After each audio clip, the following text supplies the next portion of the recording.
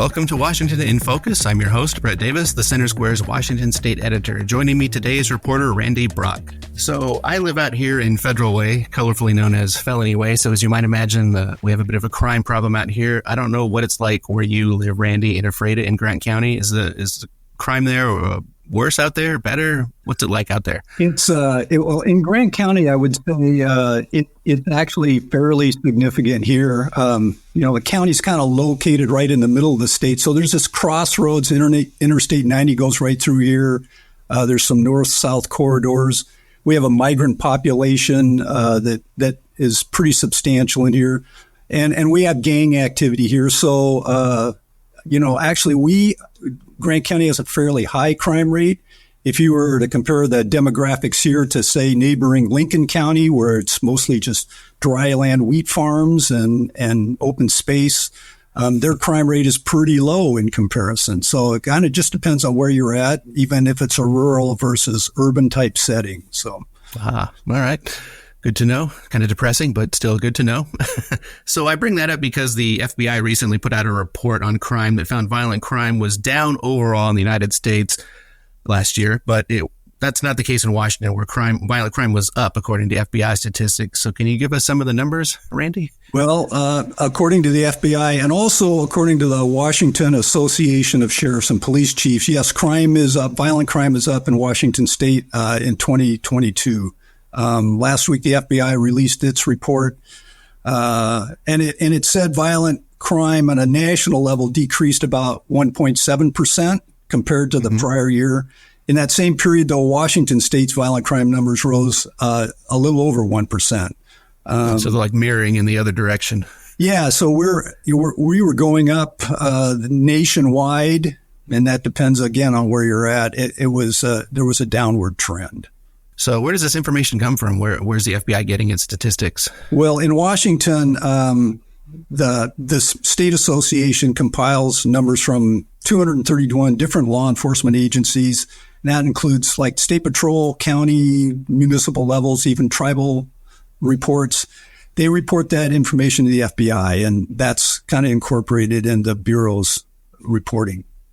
All right. Can you break down some of the major numbers for us? Well, probably starting at the top of the heap in terms of violent crimes, there were 394 murders committed in Washington last year. And, according to this, that's nearly 17% higher than in 2021. And it was also the highest total since the state association started, collecting data back in 1980. The association also said that the number of homicides has increased 96% since 2019. So in 4 years, it seems like the homicide rate is nearly double, which is pretty substantial. That's disturbing. Yeah, it is. Along with that, there's violent crimes also include assaults and rapes. Those went up nearly 9% last year. More generalized crime were also up last year. And that included motor vehicle thefts, which has spiked, according to these statistics, some 34%. So those were up. Domestic violence crimes were part of nearly 46% of all crimes against persons. More statistics, 544 hate crimes were reported last year. And in last year, there was also 2,375 reported cases of officers being assaulted. And that was an increase of nearly 21% over the prior year. 2 officers got killed in the line of duty. So there's some numbers for you. So did everything go up last year? Did any crimes go down? Not everything went up. As an example, the number of drug and narcotics violations totaled 1,444, which was a pretty significant drop from the prior year when 2,168 or 63 arrests were reported. So can you go into some reasons why crime might be up in Washington State? Or what's the reason for this, spike or increase, I guess?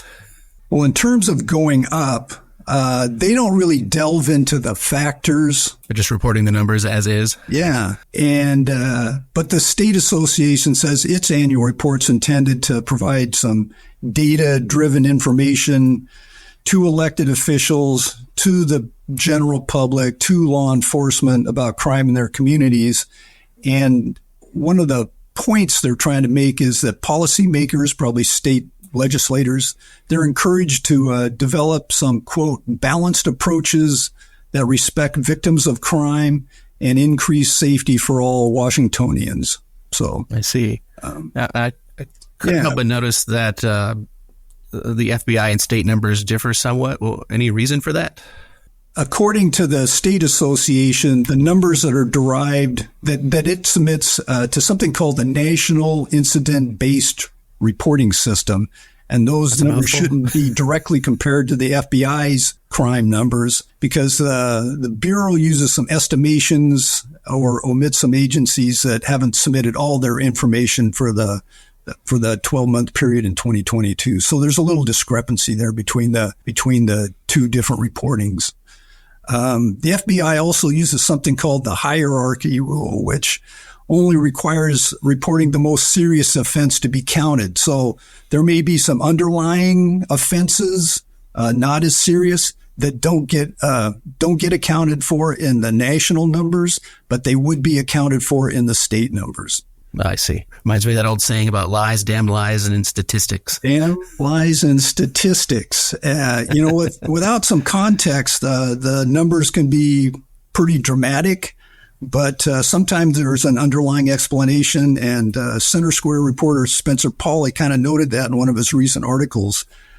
For example, the FBI statistics show that motor vehicle theft rose 39% in Washington last year, which is apparently the second highest in the nation behind Colorado, while the overall national rate only increased 10.4%. But Spencer had contacted the Seattle Police Department, and those folks responded and pointed out the FBI had changed its definition of what constituted, quote, a vehicle, and that includes e-bikes and ride-on toys such as electric-powered scooters. So, and in Washington State, its two largest cities, Seattle and Spokane, they both have these, ride-sharing bikes and scooters, which could be more easily targeted for theft. So that might be a factor in why our state's vehicle theft increase appears to be so high. All right. Well, thank you so much, Randy, for crunching those numbers for us. There's a lot to digest there. Listeners can keep up with this story and more at thecentersquare.com. For Randy Brock, this is Brett Davis. Please subscribe, and thanks for listening.